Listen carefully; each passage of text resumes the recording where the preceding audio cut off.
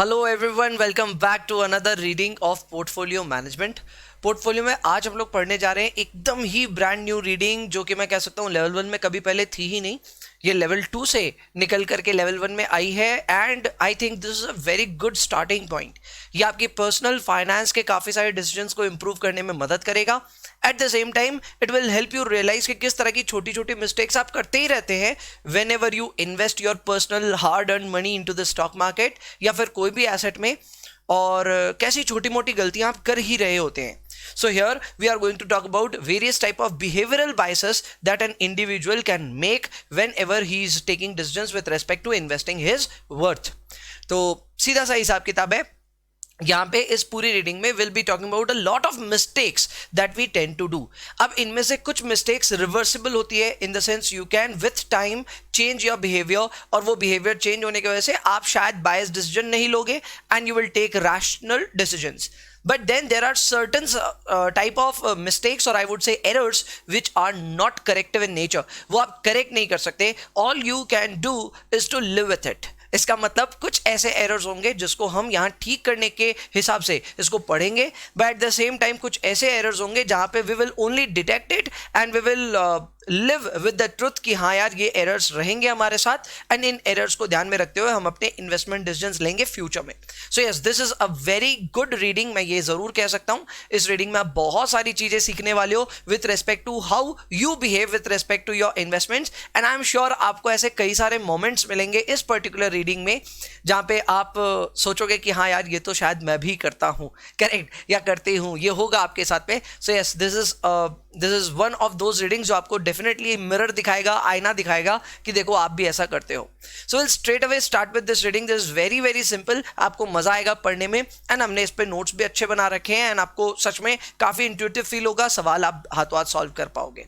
चलो let's get started. As well as मैं कुछ स्टूडेंट्स के लिए कह देता हूँ जो लोग यूट्यूब पे इस लेक्चर को देख रहे हैं, तो यूट्यूब पे अगर आप इस लेक्चर को देख रहे हो for any chance, then we are uploading only a few parts on YouTube, okay, not the entire course is being uploaded. So we are just in case searching for the remainder parts or you are looking for a video course, please go and see our description in the YouTube video and वहां से आपको important links मिल जाएंगे।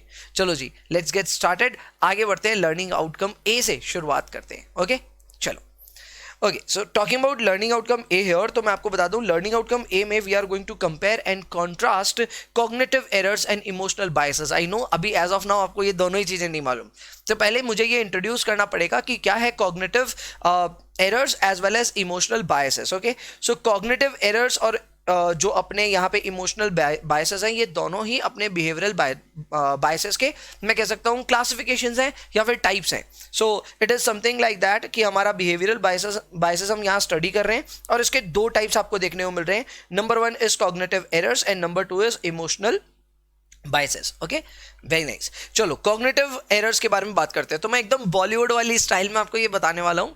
Cognitive errors basically वो errors हैं जो आपके दिमाग की वजह से हो रहा है, ठीक है, it is because of your brain. Okay, या तो आपका कोई सोच यानी कि आपके कोई थिंकिंग गलत है, या तो आपके कोई एटीट्यूड प्रॉब्लम है, कुछ वैसा है, तो भी वो कॉग्निटिव होगा। इसके अलावा आप कोई टेक्निकल मिस्टेक कर रहे हैं at the time of making your decision. Okay, in the sense आप कोई तरह के कैलकुलेशन में गलती कर रहे हैं, या फिर में कोई भी तरह का आपने इरैशनल कोई भी तरह का डेटा या इंफॉर्मेशन को यूज किया है, तो वो भी कॉग्निटिव में ही आएगा।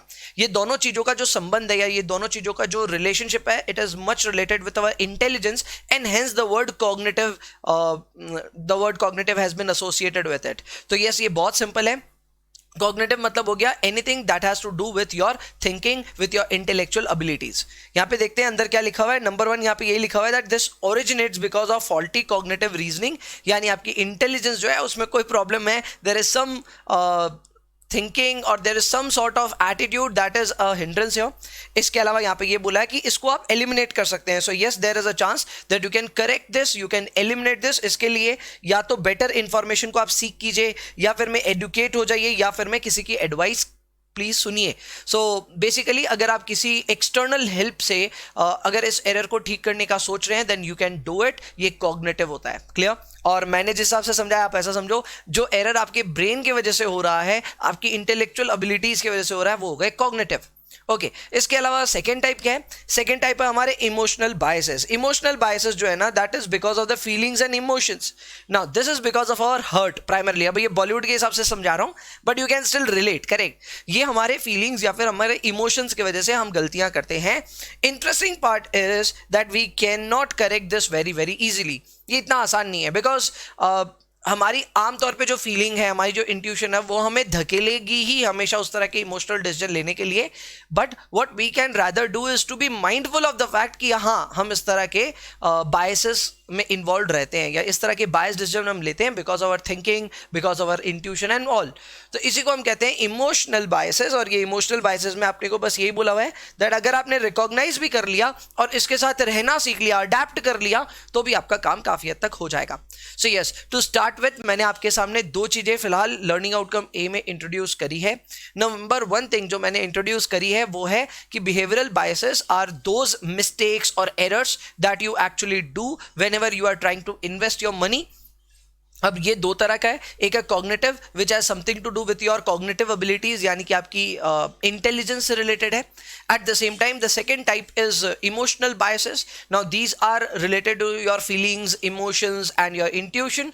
इनको करेक्ट करना मुश्किल है. कॉग्निटिव कैन बी करेक्टेड और it can be even eliminated, but correction of emotional biases is tough because it is somewhat linked to your behaviour, somewhat linked to your emotions and feelings, and hence even if you are not able to eliminate it, even if you cannot reduce it, still you can live with it. तो अगर आपको ये पता भी है कि हाँ आपके साथ ये बायस हो सकता है, तो बस लेकर के आप आगे बढ़ सकते हैं and that can help you make better decisions. Okay, so this is the starting point. Learning outcome A देखो समझ में आ गया. हमारा लर्निंग आउटकम ए का जो हमारा प्राइमरली ऑब्जेक्टिव भी था वो यही था कि can we compare and contrast these two different types of elements. Number one is cognitive errors and number two is emotional biases, which I think हम अब कर सकते हैं. Now we can clearly differentiate कि इनमें से कौन सा क्या रोल प्ले कर सकता है. ओके, चलो आगे बढ़ते हैं. Learning outcome A is now done. Now we are jumping on to learning outcome B. Now this is surprisingly very very big. यहाँ पे बहुत सारी चीजें डिस्कस करने को. सो कहीं पे भी बीच में मुझे ऐसा लगा दैट मैं कुछ ज्यादा ही डिटेल में घुस रहा हूं.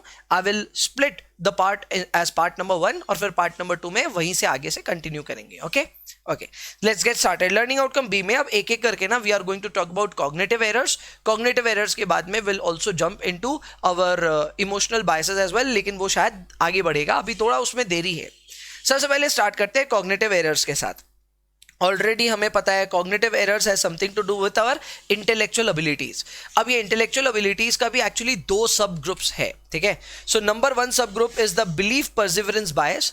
Number one is the belief perseverance bias and number two is our processing errors. Now what are these?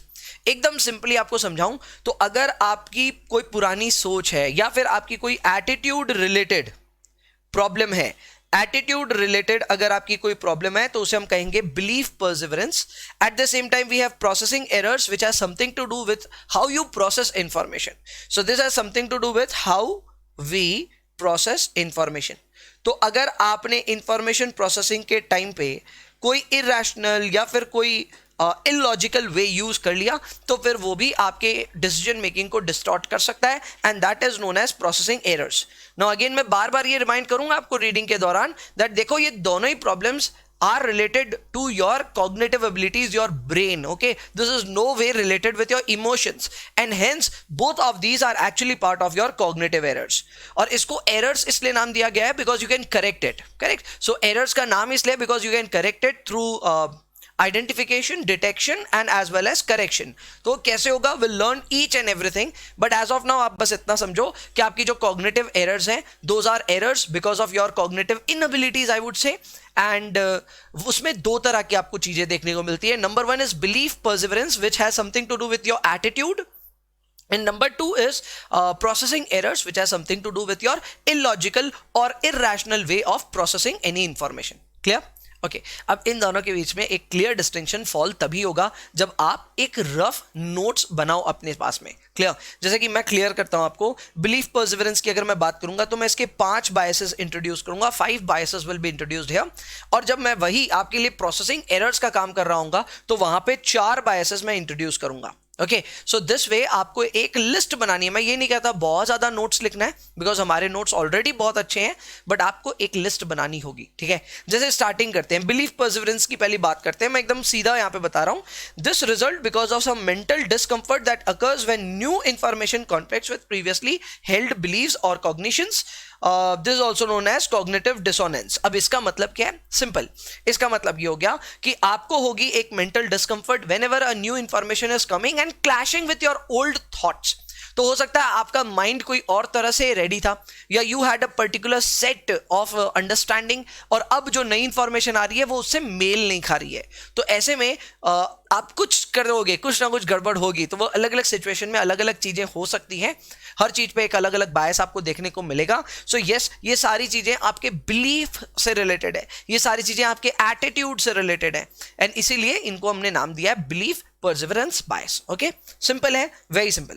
Okay, एक एक करके इसके सारे बायसेस के नाम में इंट्रोड्यूस करता हूं। जैसे कि नंबर 1 है कंजर्वेटिज्म बायस। ओके, ये एक तरह से मैं कह सकता हूं ऑर्थोडॉक्स माइंडसेट वाले जो लोग होते हैं उनके साथ होता है। Will take up some cases and examples, don't worry.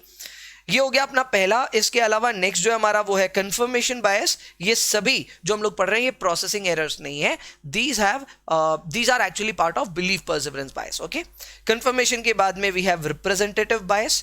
Representative bias के बाद में the next that we have is illusion of control, यानी ये मान लेना मैं ही भगवान हूं, मैं जो करता हूं सब हो जाता है, मेरे होने से होता है, एंड सो ऑन। मार्केट क्या है, मैं हूं सब कुछ, तो वो हो गया illusion of control bias. Then we have hindsight bias, very simple, पास में जाकर के ये सोचते हैं यार मैं होता तो मैं ठीक कर देता, करेक्ट। तो इस तरह की भी सोच हमारी रहती है, ये हमारा एटीट्यूड है, हमारी प्रॉब्लम, हमारी सोच है ऐसी। तो वो सोच के वजह से जो गलतियां हो रही है उसे हम कहते हैं believe perseverance biases. Okay, then we have processing information. मैं बार बार रिपीट कर चुका हूं already that these information are actually illogically और irrationally processed.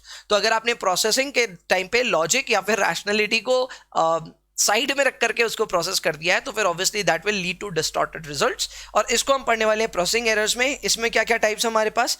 Number 1 is anchoring and adjustment. Number 2 is mental accounting.